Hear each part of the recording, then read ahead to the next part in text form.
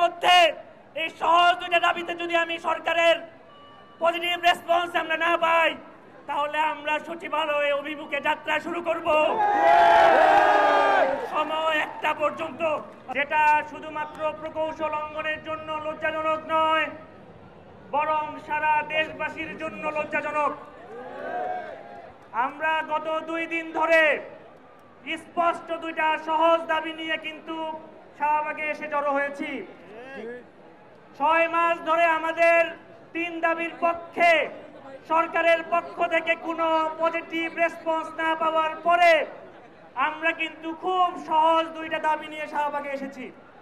Number 1 ছিল গত পরশুদিন রোকন ভাইকে দায়িত্বরত অবস্থায় যে জীবন নাশের হুমকি দেওয়া হয়েছে, সেসব সন্ত্রাসীদের বিরুদ্ধে আইনানুগ ব্যবস্থা নিতে হবে। এর থেকে লজ্জার আর কি হতে পারে?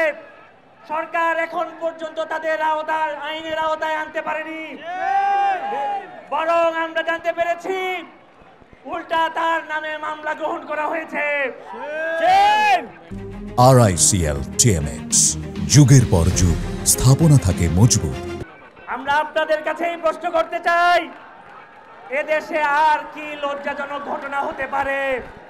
একজন মেধাবী তার দায়িত্ব পালন করতে পারছে না, তাদেরকে সরিয়ে সিন্ডিকেট, দুর্বল ডিপ্লোমারা সেখানে অবস্থান গ্রহণ করতে চাচ্ছে। এছাড়াও আমরা চেয়েছিলাম আমাদের সংশ্লিষ্ট 3টে মন্ত্রণালয় থেকে উপদেষ্টা বৃন্দ যেন আমাদের সাথে বসে আমাদের যে 3 দাবি রয়েছে সেটার বাস্তবায়নের রূপরেখা প্রদান করবেন। কিন্তু হতাশার কথা, আমাদেরকে সচিবালয়ে ইনভাইট করেও আমাদেরকে ফিরে আসতে হয়েছে। উল্টা কাল থেকে আমাদেরকে জানানো হচ্ছে একটি কমিটি গঠন করা হবে।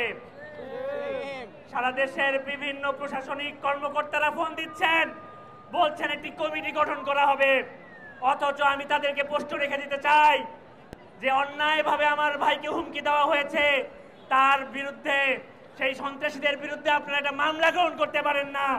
আপনারা কিসের সমাধান দিবেন? আপনারা কিভাবে সরকার চালাবেন? আমরা আজকে এখানে সমগ্র প্রকৌশল সমাজ, যারা বিভিন্ন প্রকৌশল বিশ্ববিদ্যালয়, বিজ্ঞান ও প্রযুক্তি বিশ্ববিদ্যালয়, বিভিন্ন প্রকৌশল ফ্যাকাল্টি, বিভিন্ন প্রাইভেট বিশ্ববিদ্যালয় থেকে এখানে জড়ো হয়েছি, আমরা কিন্তু নিজেদের স্বার্থ নিয়ে নয়, আমরা বরং দেশের সার্বিক কল্যাণে এখানে একত্রিত হয়েছি। আমরা আমাদের সেক্রেটারি জেনারেল যেমনটা বলেছেন 1টা পর্যন্ত সময়, অন্যথায় আমরা মাস্টার সচিবালয় দিব।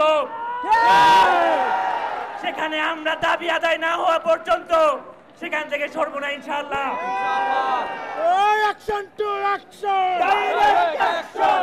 1টার মধ্যে এই সহজ 2টা দাবিতে যদি আমি সরকারের পজিটিভ রেসপন্স আমরা না পাই, তাহলে আমরা সচিবালয়ে অভিমুখে যাত্রা শুরু করব। সময় 1টা পর্যন্ত।